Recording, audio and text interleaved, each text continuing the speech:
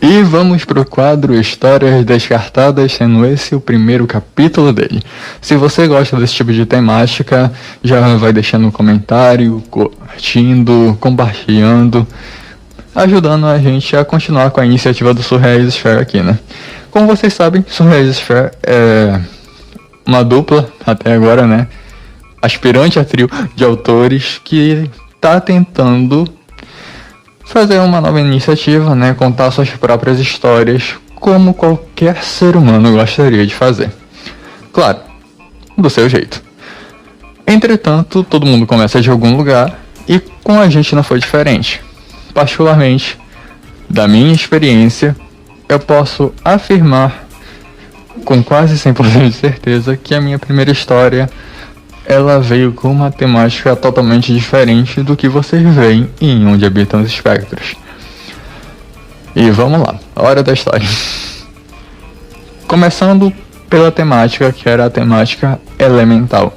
Uma temática que sempre me chamou a atenção, continua me chamando a atenção até hoje, porque é muito real pelo que a gente presencia, principalmente hoje em dia, né, com a natureza e a tecnologia conflitando.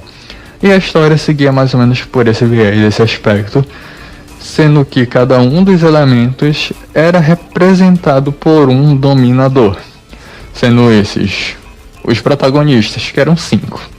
Um dominador de fogo, um dominador de raio, um dominador de plantas, uma dominadora de ar e uma dominadora de água.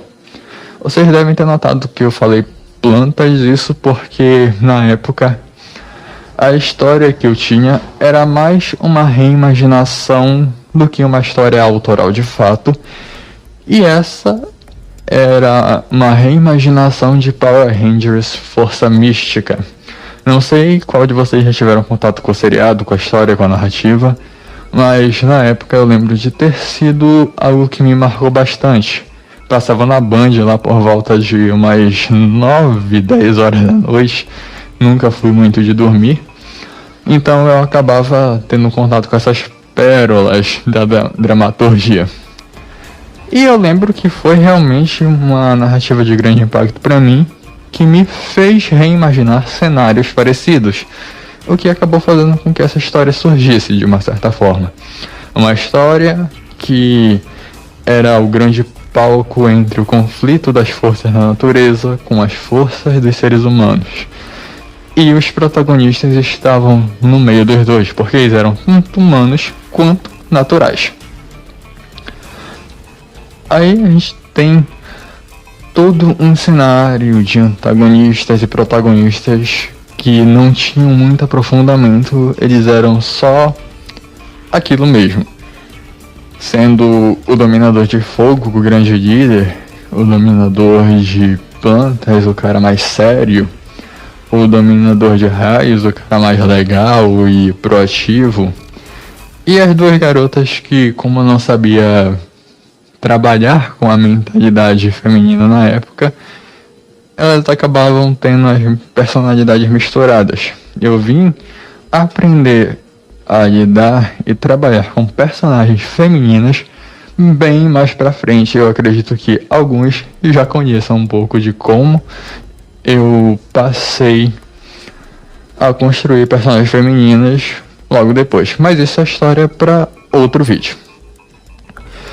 O cenário dos vilões era bem diverso e duelava entre os vilões mais humanos, que eram criminosos, gangues e assassinos de aluguel, com o cenário dos vilões naturais, que eram representações vívidas da natureza ou de aspectos mais peculiares que uma criança inventa quando está no auge da sua imaginação fértil.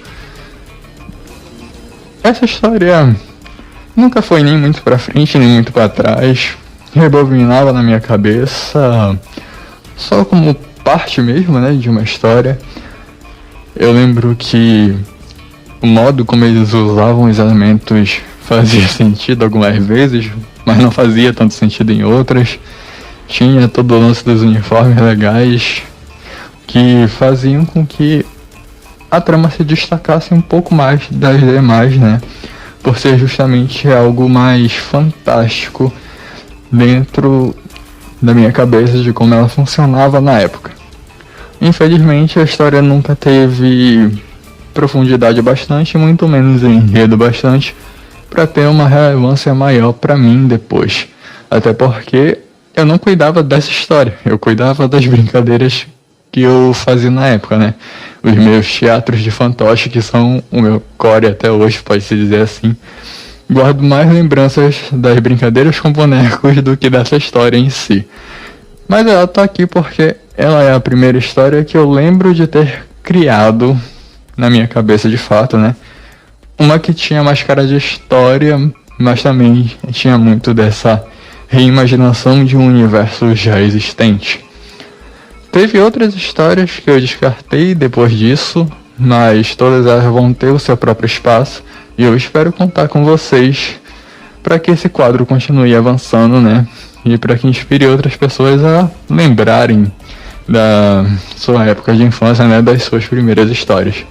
Então, eu agradeço a sua atenção. Se você realmente gostou do conteúdo e quer que ele prossiga cada vez mais, é aquela coisa, né? Eu peço que você curta, comente, compartilhe e deixe aqui embaixo as suas experiências se vocês já tiveram alguma. Então é isso, até o próximo vídeo.